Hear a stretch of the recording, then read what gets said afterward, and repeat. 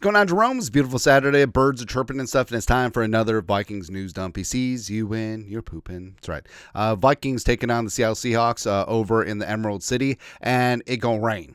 All right, so forecasts are basically during the game is when it's going to kick up. I mean, at 2 p.m. Pacific time, 4 p.m. our time. So about before midway through the second quarter, head towards halftime, 65% chance of rain. And if you've been to Seattle, like it's not like the deluge of rain, but now I said that it's just going to be a downpour, but it's just like a steady mist.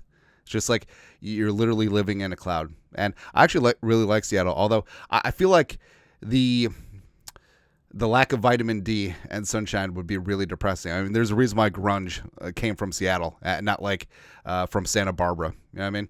But Seattle, it's a fantastic town. It's a lot of fun. Things close like very early. You know what I mean? But it's fine. I realize I'm saying you know what I mean a lot, but it happens, right? But the Vikings, the rain could take the starch out of the passing game for both teams, which is perfectly fine. So the Vikings got to be able to run the ball, and that's something that the offensive line can do with a plum. Pass protection, maybe not so much, but Aaron Jones, Ty Chandler could be in line for a large game. Maybe a little bit of DFS action. No. I have a decision. So in a couple of my fantasy leagues, I got Jefferson. I got Darnold. Now, you're never benching Jefferson, right? But I don't know. Do I bench Darnold for Tua? Maybe. We'll see. Something we'll also see is annual holiday season fundraiser guys have been crushing it. Currently at about $5,500. Every dollar donated to the show, month of December, will go to Salvation Army Twin Cities as well as Toys for Tots. Toys for Tots sort of starting to phase that out because it is Christmas coming up on Wednesday. But all super chats during the live streams, halftime, post game, as well as Venmos, Cash Apps will be donated to those worthy causes. Also, you can donate directly to Salvation Army as well as Toys for Tots. Links are in the description. If you do that, shoot us an email. We'll include you in the total. Have some fantastic Jeromes. Toss like $500 here, $500 there, matching $800. It's great. Hit up Salvation Army now as Toys for Tots is starting to wind down, but love doing this time of year, and the Jeromes never disappoint. Love this community that we built together. Also, Vikings injury report. So 2 out and then 2 questionable. Moreau as well as Jalen Redmond, who hasn't passed through concussion protocol as of yet. There is hope that this is going to be the only game that he misses, and he'll be back for the Greasy Grandma Green Bay Packers along with linebacker Ivan Pace Jr., which would be great. C.J. Ham was downgraded to limited on Friday. Harrison Smith has been limited most of the week, aside from a DNP on Thursday with a foot issue. Should be perfectly fine. More noteworthy is that Brian O'Neill is completely off of the injury report. Full participant practice Friday, as well as Stephon Gilmore was full all week and goes into the game with no designation. So both of the veterans will be good to go. Having Gilmore against Seattle receivers is really important, as well as Brian O'Neill has been the best right tackle in the game. Fighting through that right knee injury that he had against the Bears, really, really good to see. Also, I forgot this is the John Randle Bowl, right? So you sort of block out how many great Vikings finished their careers with the Seahawks, but John Randle conflicted on Purple Friday, Vikings, Seahawks, NFL Legacy, Pro Football Hall of Fame. There's no conflict up in here, John.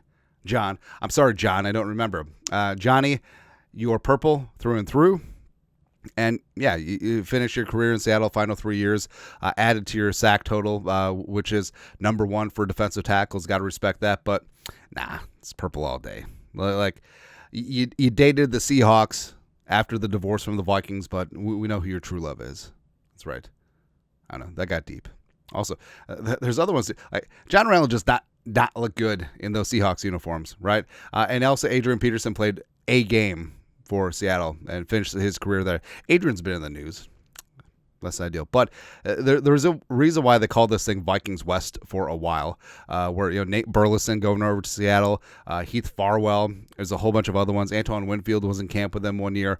But Kevin Williams, who never looked right in 9-4, didn't like it. Sidney Rice would have been an absolute dog, man, if health issues didn't take away his prime. Same thing with Percy Harvin. I love the season that Seattle won the Super Bowl. Percy Harvin played essentially 2 games.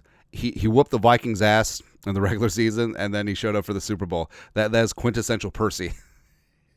But, man, so when my kids ask me about the most exciting Vikings player to watch, of course, Randy Moss, Adrian, Justin Jefferson will be there. But, I mean, Percy Harvin, when he was on, he was just on, man. Percy was legit. It was great. Also legit great is Daniel Jones, right? So Daniel Jones got the big contract with the Giants, then was let go, signed on here with the Vikings, trying to get some good coaching, be part of a winning culture, but he still remembers his dudes along the Giants' offensive line, even though they were ass. Thank you. Aside from Andrew Thomas. Jordan Renan, a beat writer for the Giants. Daniel Jones with a class move. He may not be the Giants quarterback anymore, but he sent all the offensive linemen who were on the rooster with him a limited edition bottle of Casa Azul.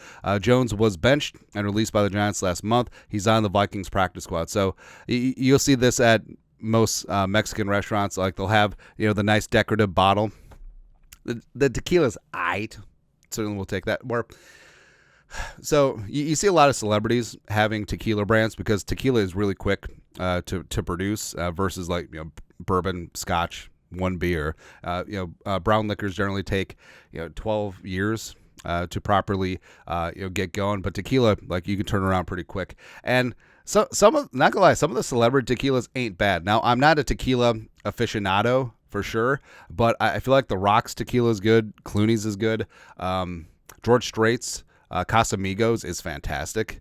And also, this is so dumb. So we're at this nice restaurant, and I was perusing the tequilas, and we asked the bartender which one she would recommend, and she said Casa Dragones. So we're like, all right, let's try that.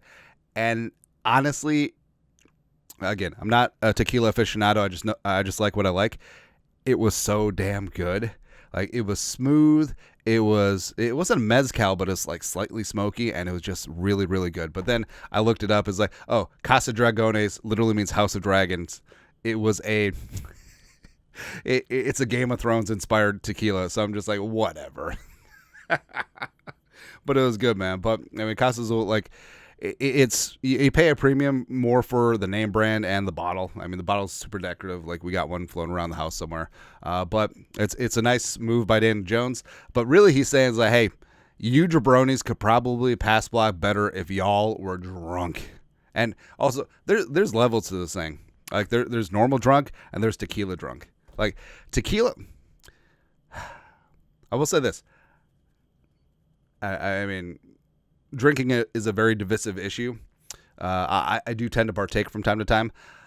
If you want to party, like, have a good time, tequila. Whereas, I don't know, like, drinking bourbon or scotch, having a couple scotches or taking a couple shots of Jägermeister, like you'll feel down, Whereas tequila, there's a reason why if you have a party, you're shooting tequila. You ain't shooting Rumplemans, But I don't know. I'm sure that there's science behind that. Is it like tequila's a stimulant and the rest are depressants? It's probably not even true. Don't even put that out there. Speaking of drink, so Jordan Addison, NFL Game Day put this out there. Since week 11, Jordan Addison's been on a tear. 410 yards receiving, third in the league, not just on his team, not just in the division, in the league. So I'm putting up numbers. 17.8 yards per catch, third in the league as well, among receivers with more than 10 catches, as well as 5 receiving touchdowns, tied for first. So Jordan Addison has been good. And Addison, who missed part of training camp after having that high ankle sprain against the Browns in the joint practices, then re-aggravating the other foot on another high ankle sprain week 1 against the Giants. Like, there wasn't a lot of time for Darnold and Addison, both men of Troy, the pride of USC, to get chemistry, but you've definitely seen it come together now. And when especially since Jefferson, it has so much gravitational pull. Like, you see Darnold dropping back, and he wants to go deep, and Addison is out there. And Addison, like, he's got this. He's not the largest guy in the world, but he's got speed, he's got quickness, he's got separation skills, and also contested catches. Like, you could tell he's put in that work. He's put on weight. He's put on strength, and he can fight. Don't want to say like he's got the attitude of Stephon Diggs, but Diggs was another undersized receiver who was so damn good at contested catches. I think 2 seasons here he led the league in contested catch rate here with the Vikings. Like, sometimes you just have that dog in you. You know, like Steve Smith was always one of the best contested catch receivers. Wasn't the biggest or strongest guy in the world, but he will fight you. And Addison will do that downfield as well. It's pretty damn amazing. Also, someone who's amazing is Cameron Beasley Bynum. But, you know, Beasley, former fourth-round pick out of Cal, converted cornerback, didn't get a contract extension done before the start of the season. Going to be a free agent. And the Vikings, even though they got cap space, are going to have a lot of mouths to feed. And Beasley looking to get paid. I don't blame him. Vikes fan page. The Vikings never came close to an extension in the preseason, Darren Dugan-Wolfson mentioned on Score North. Wolfson added that he doesn't think Kwesi and company are willing to pay a safety really good money. At this point, I think it's hard for me to see Cam Bynum back. Wolfson continues to highlight Xavier McKinney's contract, which could be a starting point from Bynum's side in the negotiation process. Now, the Vikings do have Josh Metellus on a very team-friendly deal, but that's going to have to be freshened up as well. You know, the 2-year, $8 million deal. But with Harrison Smith, maybe he'll be back, maybe not. The Vikings do have Theo Jackson waiting in the wings, a guy that they like a lot, so he could ascend to the starting lineup if Beasley leaves and or Harrison Smith retires. But in terms of the safety market, so right now, like Antoine Winfield Jr. just came in, rightfully got paid the number one spot, $21 million a year. Then you got guys like Derwin James, Budda Baker, and Minka. Sorry, Budda just got paid. Winfield got paid previously, but yeah, Winfield definitely deserves to be safety one in the league. The McKinney contract with the Packers kind of got after it in free agency this offseason. McKinney coming over from the Giants, a former Alabama Crimson Tide safety, getting $16.75 million per year. So if that's the starting point, I don't know. I also like the stud Jesse Bates, Kyle Duggar getting paid as well. So I don't know if the Vikings see Beasley in that light. Like, Beasley's fantastic, but is he 16, 17 million a year? Is he Budda Baker type money? Fantastic? I don't know. Remains to be seen. But I do love Cameron Beasley Bynum. Would love to have him back, but I understand the business is the business, and the Vikings, even though they got cap space, they're going to be spending it. They're going to be tossing that money around, and maybe not at Beasley, but Cameron should and could get paid somewhere else. Also, so we have the details now of the Johnny Munt steak review. So Johnny Munt here on the body of Aaron Franklin, which, by the way, here's the key too. Like, if you want to, so Franklin Barbecue in Austin, Texas, is famous. It has 17,000 hour wait. Now, I will say that Salt Lake Barbecue, personally, I think is a little bit better, but also it's more established. Franklin is more of the social media, YouTube generation. But instead of waiting in line for like the 3, 4, 5 hours, just get takeaway. Just get takeout. You just pull up in the back, and you literally just go back to your hotel room and hammer down. It's fantastic. It's one of the best briskets I've ever had. Anyways, but the whole Johnny Munt grills a great steak on propane and propane accessories. We got the details. So this is from Star Tribune. Fine grain sea salt, just the right amount. A little pepper, rub both into the meat. That's what she said. And then grill it hot and fast. Don't leave it on too long. Let it rest when you pull it from the heat. Respect. Especially with ribeye at high heat. But sometimes with ribeye, like, you can grill it too hot and fast, and like that fat doesn't really render. Right, that's a simple ribeye recipe that Johnny Munt's dad taught him, the one that won a Vikings offseason barbecue competition judged by Coach Kevin O'Connell, his coordinators and Vice President of Player Health and Performance, Tyler Williams. Now, a lot of people have mentioned in the comments, skillet is the way to go.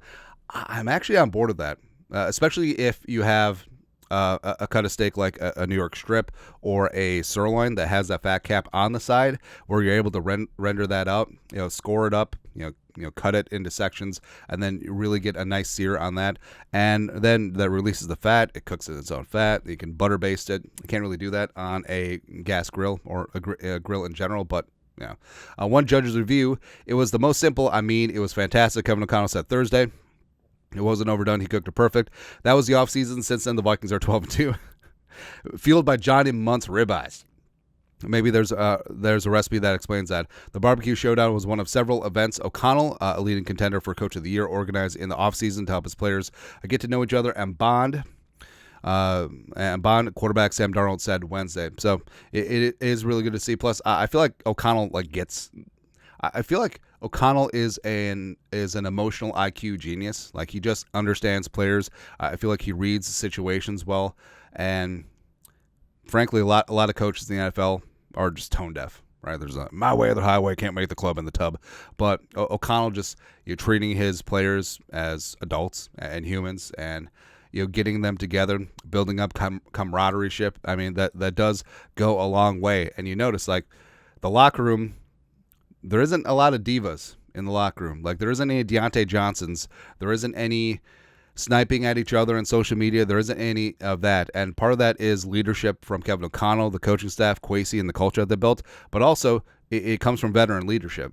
Because do you think for 1 second that the veterans on this team, whether it's Harrison Smith, whether it's Brian O'Neill, whether it's Justin Jefferson, will put up with any of this nonsense? No, they wouldn't. And so I love what this team has become. And if it's Johnny Munt's ribeyes on a propane grill, we'll take it. That's right, man. Also, Pro Bowl voting is going down. So this is really stupid. Pelissero, with 3 days left to vote, blah, blah, blah, blah, blah. Why do you close Pro Bowl voting after Week 16 when there's 2 full games left? It's really dumb. Like, I know they do it because they like the last couple games put Pro Bowl player on, like, the introductory graphics for the games. It's really dumb. But, Vikings getting some love. You got Jefferson leading the way for receivers. Murph is the number 1 NFC cornerback. AVG and Grenard, the top 2 NFC outside linebackers. Darnold's got some ground to make up. Of course, this is only the fan vote, which is a third. And then you got players and you got executive or coaches voting as well. But Darnold's number 5 in the NFC, which is BS. He's behind Jane Daniels, Jared Goff, Baker Mayfield, and Jalen Hurts. I understand the Daniels love and Mayfield's had a solid season. Goof, and also Jalen Hurts has not been good outside of stealing 1-yard rushing touchdowns away from Saquon, even though Saquon is leading the way for all players in terms of voting. Also, Sherfield is number 2 NFC for special teams guy. I would love to see him get into the Pro Bowl, get some recognition. Brian O'Neill's not in the top 10 for tackles, which is just a miscarriage of justice.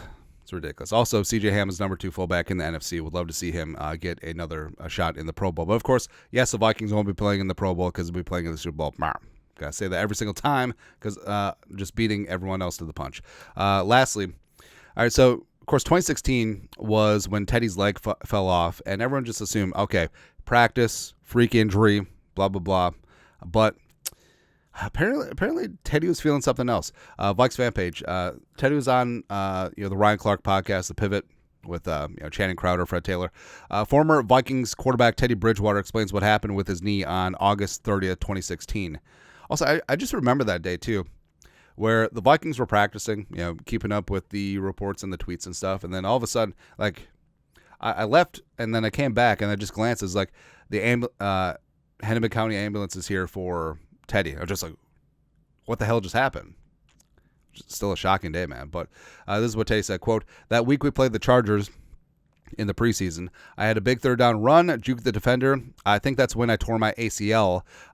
Then before practice, I was like, something don't feel right behind the back of my knee, just feels crazy. Red Elson blocks the defensive end as a fake to Adrian Peterson.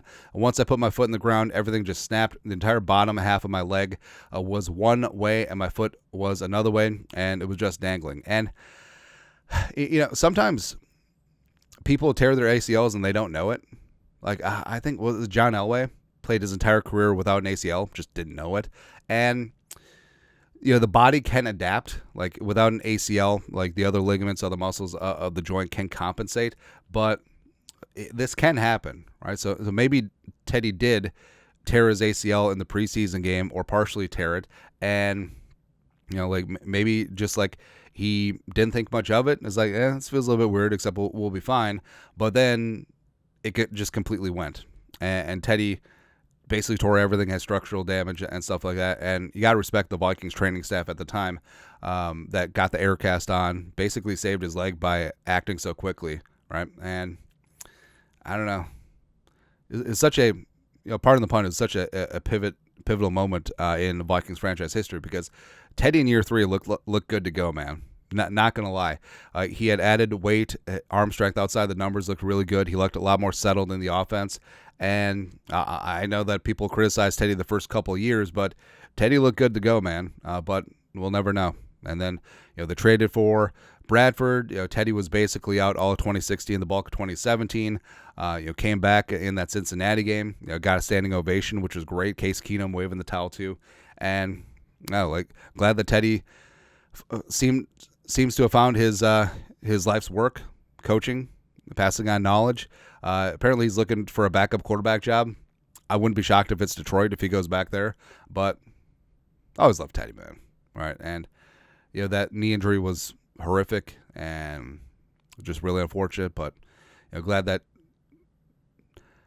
it's even amazing that Teddy fought his way back to be a backup, right? Everyone criticizes him. Well, he never panned out as a starter. Well, having that horrific, traumatic knee injury and him just being on an NFL roster, I mean, that's a win. Came back to be a backup. He's with the Jets. He's with the Saints. He's with the Broncos, with the Panthers. Bounced around the league a little bit. Ultimately ended up with the Lions last year. But, yeah, I'll always have love and respect for Teddy. So, there you go. That's it. Vikings news dump on this wonderful, beautiful Saturday. You guys are the best. You know what to do. Skull production value.